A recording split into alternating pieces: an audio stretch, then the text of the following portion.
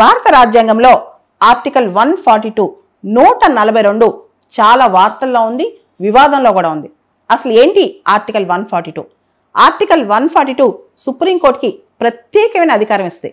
అదే ఏదైనా complete justice కోసం, సంపూర్ణ న్యాయం కోసం ఒక ఆర్డర్ కానీ డిక్రీ కానీ ఏదైనా జారీ చేయొచ్చు. ఈ పవర్ సుప్రీంకోర్టుకు ఉందన్నమాట. సుప్రీంకోర్టు ఆ దిశగా ఆర్డర్ కానీ డిక్రీ కానీ జారీ చేస్తే దానికి చాలా వ్యాలిడిటీ ఉంటుంది. ఆల్మోస్ట్ పార్లమెంట్ చట్టం చేస్తే ఎంత విలువ ఉంటుందో అంత విలువ ఉంటుంది. కాన్స్టిట్యూషనల్ అసెంబ్లీ డిబేట్స్ అప్పుడు అసలు ఈ ఆర్టికల్ 142 ఎందుకు పెట్టారు అంటే, ఏదైనా ఒక డార్క్ ఏరియా ఉంది అంటే, ఏదైనా ఒక ఏరియాలో ఎటువంటి లా లేదు, ఎటువంటి ప్రొవిజన్ లేదు, దానిలో సుప్రీంకోర్టు స్పెషల్గా ఏదైనా డైరెక్షన్ ఇవ్వాల్సి వస్తుంది.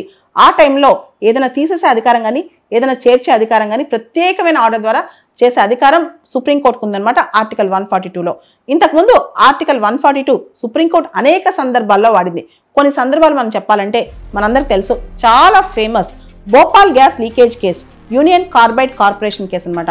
దీనిలో భోపాల్ గ్యాస్ లీకేజ్ కేసులో ఎవరైతే అనేక వందల మంది చనిపోయారో, అదేవిధంగా ఆరోగ్య సమస్యలతో బాధపడుతున్నారో, క్రిమినల్ లయబిలిటీ అంటే మొత్తం పూర్తి స్థాయిలో యూనియన్ కార్బైడ్ కార్పొరేషన్ వల్ల క్రిమినల్ లయబిలిటీ మొత్తం ఎస్టాబ్లిష్ చేయాలి. పూర్తి స్థాయిలో దానికి సంబంధించి ఎవిడెన్స్ వచ్చేదాకా కాకుండా ముందే కాంపన్సేషన్ ఇవ్వాలని చెప్పి ఆర్టికల్ 142 ఇన్వోక్ చేసి సుప్రీంకోర్టు చెప్పిందనమాట. అదేవిధంగా అయోధ్య కేసులో కేవలం అయోధ్యలో రామ మందిరం విషయమే కాకుండా ముస్లిమ్స్కి సపరేట్ ల్యాండ్ ఇవ్వండి, వాళ్ళు ప్రత్యేకంగా మసీదు కట్టుకునేందుకు అని చెప్పి ఆర్టికల్ 142 ఇన్వోక్ చేసి చెప్పిందనమాట. అదేవిధంగా Visakha versus state of Rajasthan prevention of sexual harassment at working ప్లేసెస్లో దానిలో కూడా ఎవరైతే మహిళలు పనిచేయడానికి బయటకు వెళ్తారో వాళ్ళకి వాళ్ళు పనిచేసే చోట్ల లైంగిక పరమైన వేధింపులు గురి కాకుండా అటువంటి జడ్జ్మెంట్ కూడా ఇచ్చింది. అదే prevention of sexual harassment at working places.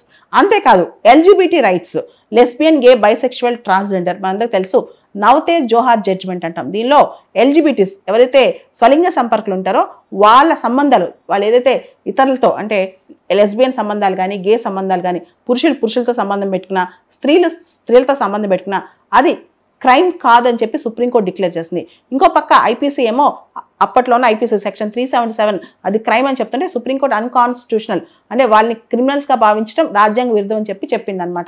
ఇలా చాలా సందర్భాల్లో ఆర్టికల్ 142 ఇన్వోక్ చేసి ఒక సంపూర్ణమైన న్యాయం కోసం ఎక్కడైతే న్యాయం జరగదని భావిస్తో, చట్టం ద్వారా న్యాయం జరగలేదని భావిస్తో ఆ టైంలో సుప్రీంకోర్టు ప్రత్యేకమైన డిగ్రీ ఆర్డర్ ఇస్తుంది. రీసెంట్గా ఆర్టికల్ 142 మళ్ళా న్యూస్లోకి వచ్చింది. దీనికి కారణం ఏదైతే తమిళనాడులో గవర్నర్ బిల్స్ పెండింగ్లో పెట్టుకున్నారో అదేవిధంగా ప్రెసిడెంట్ దగ్గర రిజర్వ్ చేసి ప్రెసిడెంట్ కూడా వాటికి ఆమోదం తెలపకుండా పెండింగ్లో పెట్టుకున్నారో అవన్నీ సుప్రీంకోర్టు ఏం చేస్తుంది తెలుసా, ఆర్టికల్ 142 142 ఇన్వోక్ చేసి అవన్నీ డీమ్డ్ టు బి పాస్ అని చెప్పేస్తుంది అనమాట. అంటే అవన్నీ పాస్ చేసినట్లు లెక్క అని.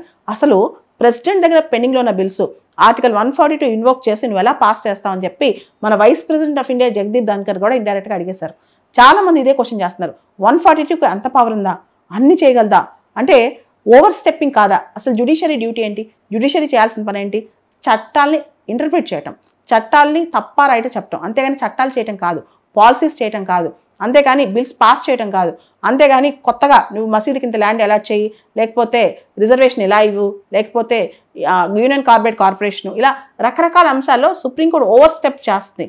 ఆర్టికల్ 142 ఇన్వోక్ చేసుకుని సుప్రీంకోర్టు తన పరిధి కాని వాటిలో ఇన్వాల్వ్ అవుతుంది. ఆర్టికల్ 142 కంప్లీట్ జస్టిస్, సంపూర్ణ న్యాయం అనే ఒక కీలకమైన పదం అక్కడ ఉంది. దాన్ని వాడేసి సుప్రీంకోర్టు లెజిస్లేటివ్ పవర్స్లో ఎగ్జిక్యూటివ్ పవర్స్లో దూరేస్తుందని చెప్పి చాలా మంది విమర్శిస్తున్నారనమాట. ఇక్కడ కీలకమైన క్వశ్చన్ ఏంటంటే separation of powers, legislature, executive, judiciary. మనకు తెలుసు లార్డ్ మాంటెస్క్ ఆయన the spirit of the laws పుస్తకంలో సపరేషన్ ఆఫ్ పవర్స్ అనే కాన్సెప్ట్ తీసుకొచ్చారు. ఈ సపరేషన్ ఆఫ్ పవర్స్లో ఎవరి పని వాళ్ళు చేసుకోవాలి. ఇండిపెండెన్స్ ఆఫ్ జ్యుడిషియరీ ఉంది, ఇండియాలో జ్యుడిషియల్ రివ్యూ కూడా ఉంది, న్యాయ సమీక్ష ఉంది. న్యాయ సమీక్ష వరకే ఉండాలి కానీ న్యాయమూర్తులు చట్టాలు చేయకూడదని చెప్పి చాలామంది చెప్తున్నారు. మరి ఇప్పుడు ప్రెసిడెంట్ దగ్గర ఉన్న బిల్స్, పెండింగ్లో ఉన్న bills deemed to be passed అని సుప్రీంకోర్టు చెప్పొచ్చా లేదా? మీరే ఆలోచించండి.